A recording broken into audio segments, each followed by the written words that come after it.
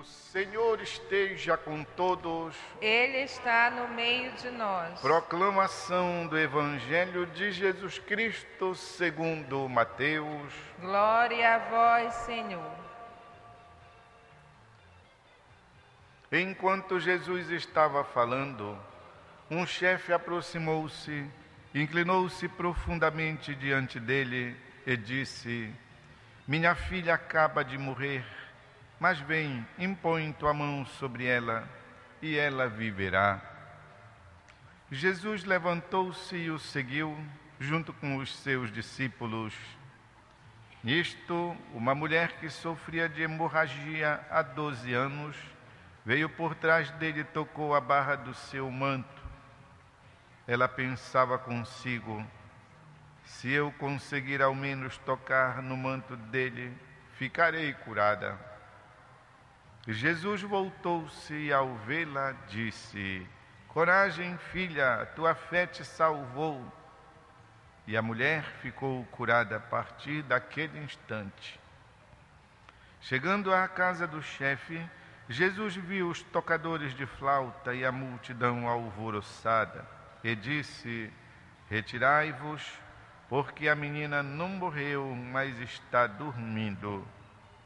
E começaram a caçoar dele.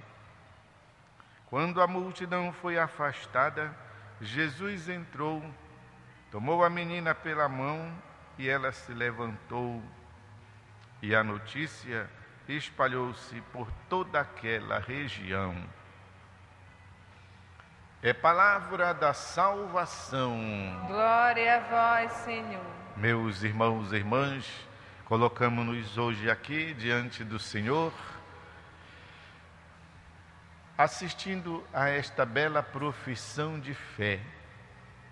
Seja do chefe, não é dito o nome dele.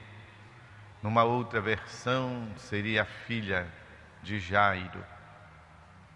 E da mulher, hemorroísa, assim chamamos para dizer aquela que sofria de hemorragia. Duas confissões de fé que, antes de acontecer o benefício, nós notamos por gestos e pensamentos.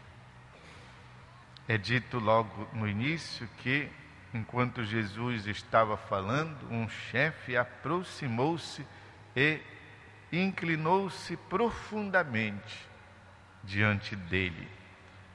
Portanto, um gesto, a partir do seu corpo, que expressa uma reverência, que expressa um respeito, que expressa uma fé. Inclinar-se profundamente diante de alguém significa reconhecer-lhe a presença. E mais que a presença, reconhecer-lhe o significado. Daqui está, então, uma confissão de fé. A outra confissão de fé vem do pensamento.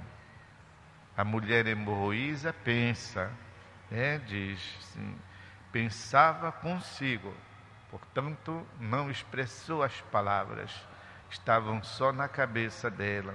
Se eu conseguir ao menos tocar no manto dele, ficarei curada. É uma outra manifestação de certeza, portanto, de fé, de objetividade. Esse aí, se eu tocar no manto dele, e é tão interessante que nem ousa dizer: se eu tocar nele, no manto, ficarei curada. E ambos que expressam esta fé, assim, recebem o benefício que o autor, São Mateus, entrelaça aqui os dois milagres de Jesus. O da criança, aí depois suspende, vem a mulher e depois retoma a criança. Meus irmãos e irmãs, a finalidade da fé é a de nós possuirmos algo e termos a certeza disso também quando ainda não estamos de posse daquele algo. A própria Escritura, na carta aos Hebreus, traduz assim: ter fé é acreditar nas coisas que ainda virão. E em tantas situações da vida nós nos encontramos em situações desfavoráveis, que muitas vezes fazem até chegar perto do desespero.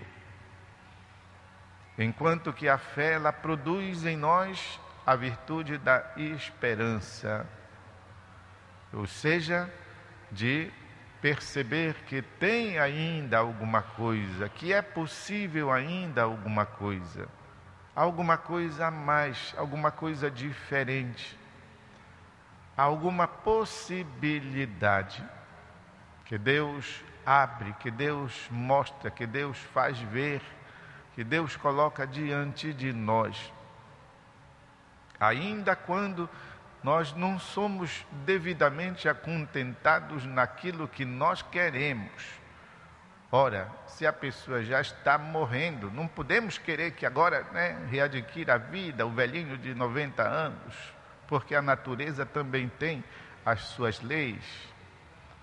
Mas vem o conforto, vem a certeza de termos feito tudo que devíamos fazer, vem a certeza de confortar o nosso ânimo, o nosso coração, de entender que já cumpriu sua missão, que já criou os filhos e que agora está no momento de retornar para o coração de Deus. Há determinadas situações que Deus não nos concede assim como nós queremos, e então só assim a gente se sentiria fortalecidos na fé. Não.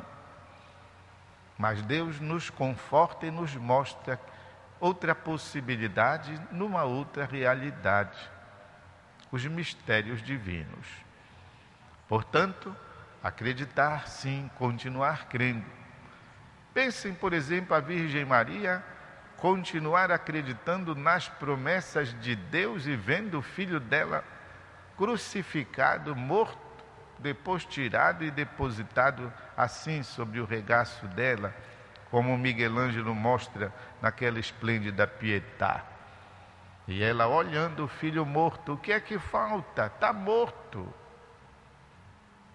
E no entanto, a graça da ressurreição ao terceiro dia, ou seja, não é na mesma hora, não é no mesmo dia, ao terceiro dia, a ressurreição do Senhor, que foi a resposta dada à Virgem Maria, aquela que acreditou, como foi elogiada por Santa Isabel.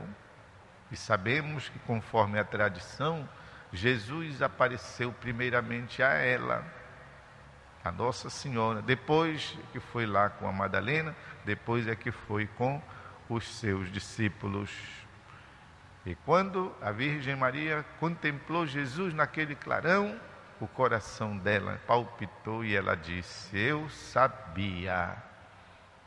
Isso, meus irmãos e irmãs, é o cumprimento da promessa de Deus.